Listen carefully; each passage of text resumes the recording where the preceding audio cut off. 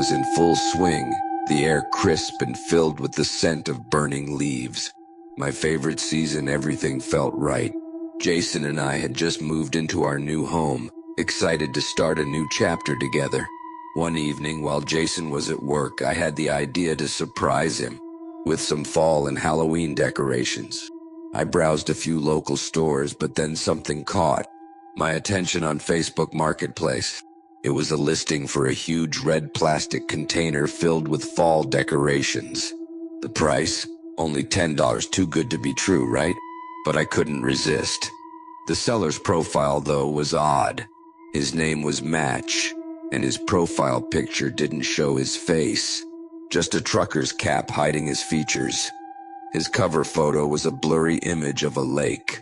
It was unsettling, but not enough to stop me. I messaged him, and he responded almost instantly. He told me he'd be available later around 10 p.m. and gave me an address. The town. Not the best area, but I figured with my friend Kate tagging along, we'd be fine. It was not in the best town, honestly, but the house looked completely normal. 2 cars in the driveway and the street view picture lawn kept nice. So I agreed to meet. I went to pick up Kate across town, and we were off to this Match person's house. It was a half-hour drive. Kate and I had some time to catch up on the drive there. When we got off the highway, entering the town that the house was in, as we drove into the town, Kate joked about how sketchy it seemed, but I could tell she wasn't entirely joking. I started feeling uneasy, but I was determined to get those decorations. We finally arrived at the house. No cars in the driveway, just dim lights barely visible through the blinds. I messaged Match and he replied, "You can come right in." I wasn't comfortable and neither was Kate. We both saw the blinds shift, as if someone was watching us. The door creaked open, but no one stood there. I called out his name. No response. Just as we were about to leave, a voice called from the shadows, "Hey, come in." We froze. The man stepped halfway into view, only his hand and part of his face visible, waving us inside. The inside was musty, like an old house that hadn't been cleaned in decades. As we walked in, I heard heavy footsteps.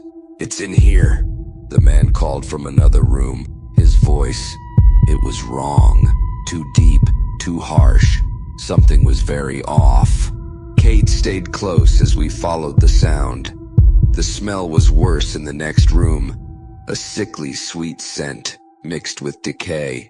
In the center of the room, a red container sat, but it wasn't the same one from the ad. I asked him to open it. He laughed, a low, unsettling laugh. "You're no fun," he said. Kate whispered, "We need to go."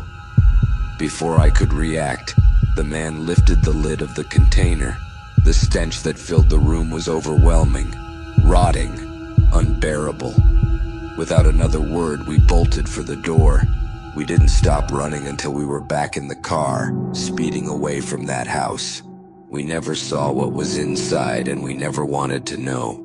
Later, Jason insisted on checking out the house himself. I told him not to, but he couldn't help it. When he knocked, an elderly woman answered the door, saying she lived alone. Jason showed her the address I had been messaging. She looked confused, even scared. I later learned that the house was owned by a woman in her late 90s. There was no man named Match, no online profile, no sale. Whatever was happening in that house that night, we weren't meant to be there. Be careful where you shop. Not every deal is worth your life.